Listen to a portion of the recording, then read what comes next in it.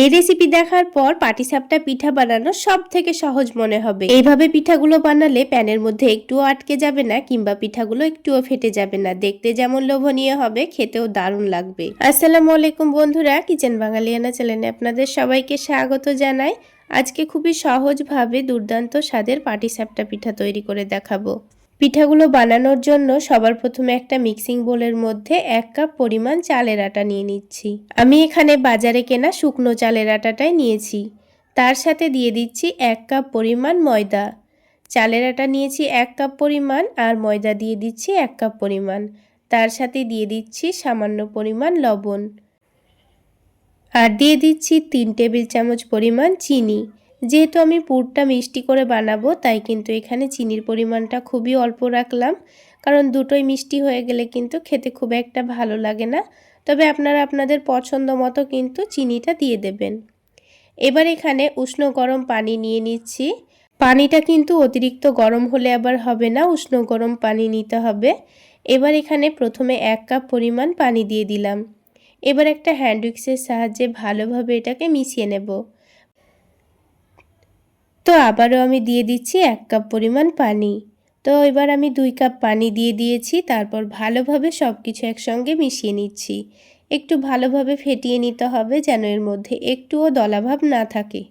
তো 2 কাপ পানি দিয়ে দেখুন খুব সুন্দর ফেটিয়ে নিয়েছি। তারপর আরও হাফ কাপের অল্প করে পানি দিয়ে দিচ্ছি।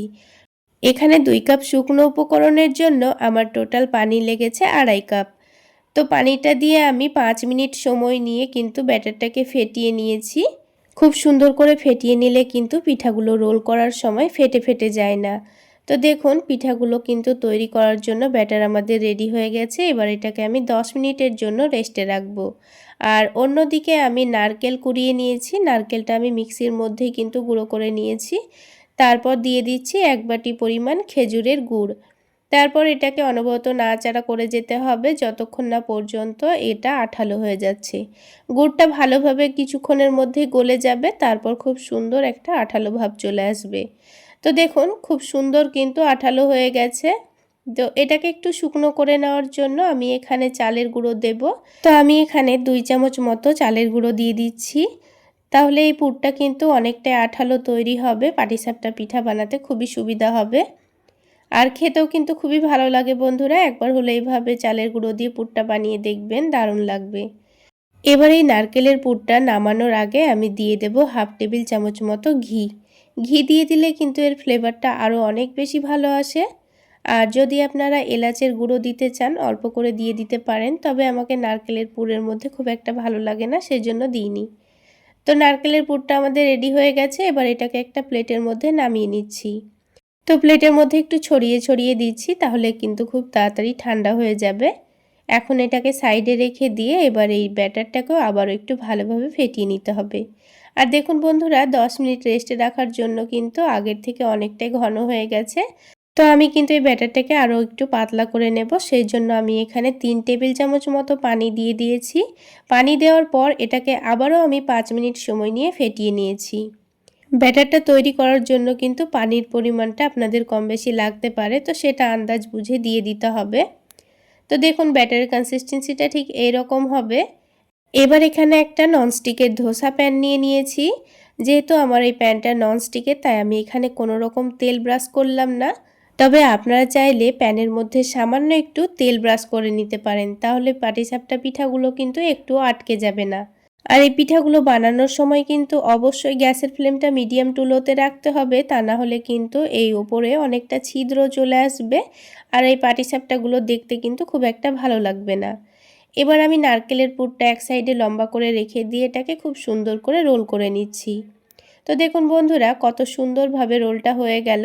একটুও কিন্তু প্যানে আটকে যায়নি আর একটুও কিন্তু ফেটেও যায়নি।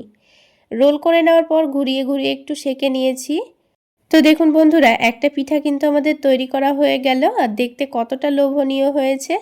তো ঠিক একইভাবে আমি আপনাদের আরও একটি পিঠা তৈরি করে দেখিয়ে দিচ্ছি। ব্যাটারটা যখন আবার প্যানের মধ্যে দেব তখন কিন্তু ব্যাটারটাকে আবার একটু ভালোভাবে নাড়াচাড়া করে মিশিয়ে নিতে হবে, তারপরে ব্যাটারটা প্যানে দিতে হবে আর প্যানটাকেও একটু ভালোভাবে মুছে নিতে হবে। তো দেখুন বন্ধুরা আরও একটি পিঠা কিন্তু আমাদের তৈরি করা হয়ে গেল। এটাকে একটু ঘুরিয়ে ঘুরিয়ে সেঁকে নিয়েছি। ঠিক একইভাবে আমি সবগুলো পিঠা বানিয়ে নেব। এই কনকনে শীতের সকালে কিংবা সন্ধ্যায় এরকম গরম গরম পাটিসাপটা পিঠা পেলে আর কি লাগে বলুন। এই শীতের সেরা পাটিসাপটার সব থেকে সহজ রেসিপি। আমার রেসিপি ফলো করে একবার হলো বাড়িতে বানিয়ে খেয়ে দেখবেন ছোট থেকে বড় সকলেই কিন্তু খুবই মজা করে খাবে। তো বন্ধুরা, আজকের রেসিপি ভালো লাগলে অবশ্যই একটা লাইক শেয়ার করে দেবেন। আর আমার এই সহজ রেসিপিগুলো যদি ইউটিউব চ্যানেল থেকে দেখে থাকেন চ্যানেলটি সাবস্ক্রাইব করে দেবেন, আর ফেসবুক পেজ থেকে দেখে থাকলে পেজটি ফলো করে দেবেন।